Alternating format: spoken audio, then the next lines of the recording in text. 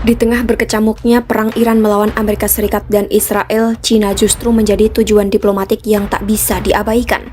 Satu persatu, pemimpin dari berbagai penjuru dunia berdatangan ke Beijing dalam rentang waktu yang singkat. Pakistan, Uni Emirat Arab, Spanyol hingga Rusia, semuanya menggelar pertemuan tingkat tinggi di Beijing. Bahkan sekutu dekat Washington pun ikut sowan ke China. Lantas apa yang mereka bicarakan? Simak selengkapnya dalam video berikut.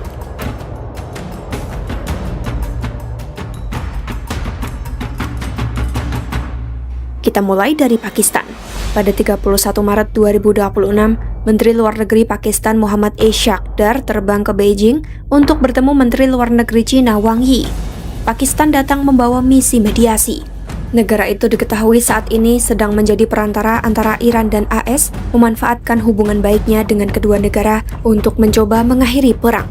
Dari pertemuan itu, China dan Pakistan sepakat mendorong 5 poin proposal perdamaian untuk Timur Tengah. Pertama, gencatan senjata segera. Kedua, memulai perundingan damai sesegera mungkin. Ketiga, menjamin keselamatan target-target non-militer. Keempat, menjamin keamanan navigasi di Selat Hormuz. Dan kelima, menjunjung tinggi primasi piagam PBB. Kedua negara menyerukan semua pihak untuk mengikuti proposal ini, meski belum ada langkah konkret yang diumumkan. Pakistan juga mengumumkan mereka menjadi tuan rumah pembicaraan antara AS dan Iran yang sudah terlaksana pada 11 hingga 12 April 2026. Beralih ke Uni Emirat Arab, salah satu mitra dagang terbesar AS di kawasan Teluk. Pada 12 April 2026, putra mahkota Abu Dhabi, Sheikh Khalid bin Mohammed bin Zayed Al Nahyan tiba di Beijing untuk kunjungan resmi 3 hari atas undangan Perdana Menteri China, Li Qiang. Sheikh Khalid datang bersama delegasi besar bersama menteri, pejabat senior, pemimpin bisnis, hingga mitra ekonomi strategis UEA. Ini bukan kunjungan seremonial biasa. China adalah mitra dagang terbesar UEA selama bertahun-tahun, sementara UEA adalah pasar ekspor terbesar China dan mitra dagang terbesar kedua di kawasan Timur Tengah. Hubungan ekonomi keduanya sangat dalam. Di sela kunjungan, Wang Yi bertemu dengan utusan khusus Presiden UEA, Khaldun Khalifa Al-Mubarak. Wang menegaskan pemblokiran Selat Hormuz tidak sejalan dengan kepentingan bersama komunitas internasional. Wang juga menyatakan China sepenuhnya memahami kekhawatiran keamanan negara-negara Arab Teluk dan mendukung UEA dalam menjaga kedaulatan serta hak-hak sahnya. UEA dari sisinya menyampaikan apresiasi atas upaya China dalam meredakan ketegangan dan berharap China memainkan peran yang lebih besar ke depannya. Puncak kunjungan terjadi pada 14 April ketika Sheikh Khalid bertemu langsung dengan Presiden Xi Jinping di Beijing. Masih di tanggal 14 April 2026, pemimpin Vietnam To Lam, Sekretaris Jenderal Partai Komunis sekaligus Presiden Vietnam, juga tiba di Beijing untuk kunjungan kenegaraan hingga Jumat 17 April 2026. Yang menarik, China adalah negara pertama yang dikunjungi To Lam setelah terpilih sebagai presiden. Ini menjadi sinyal diplomatik yang cukup jelas soal kemana Vietnam melihat prioritas hubungan luar negerinya. Selama kunjungan, To Lam dijadwalkan bertemu Presiden China Xi Jinping, Perdana Menteri China Li Qiang, serta sejumlah pejabat tinggi China lainnya. China dan Vietnam menyebut diri mereka sebagai tetangga sosialis yang bersahabat, berbagi ideologi, dan kepentingan strategis yang luas. Pada 2023, keduanya sepakat membangun komunitas bersama dengan masa depan yang bermakna strategis. Kunjungan ini disebut sebagai kelanjutan dari komitmen tersebut. Kini giliran Spanyol, anggota NATO dan sekutu tradisional AS. Perdana Menteri Pedro Sanchez tiba di Beijing pada 11 April 2026 untuk kunjungan keempatnya ke China dalam kurun 3 tahun terakhir. Frekuensi kunjungan ini sendiri sudah bicara banyak.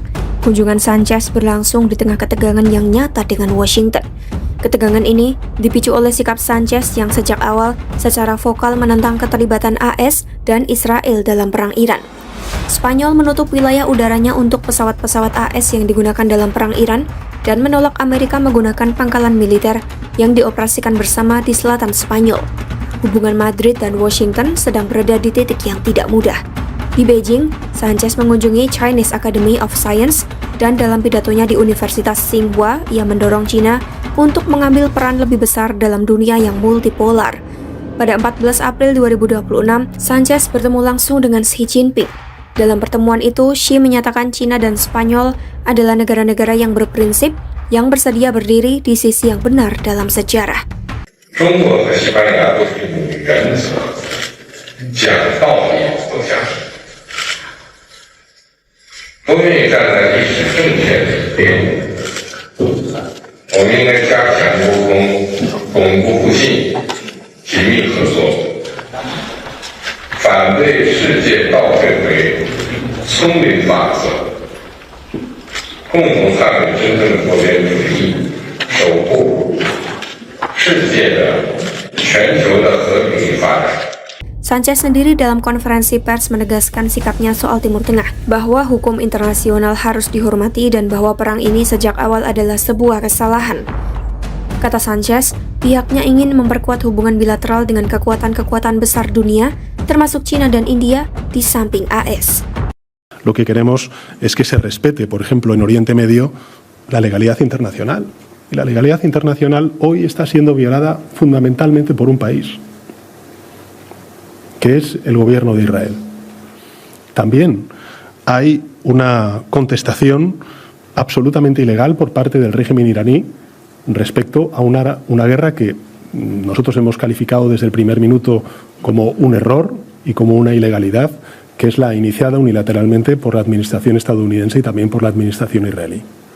Por tanto, creo que en momentos como este, donde de manera abierta se está cuestionando ese orden internacional, donde hay mucha incertidumbre y donde mucha gente, pues, de manera normal, razonable, se siente angustiada por qué es lo que pasará en el presente y en el futuro del mundo, también el que le vamos a dejar a nuestros hijos y a nuestros nietos, pues creo que lo más importante es volver a los principios, a lo más básico, a lo más esencial, porque es a partir de ahí donde se construye ese futuro y esa prosperidad. Y por eso España está siendo tan firme, tan vocal en la defensa de ese derecho internacional.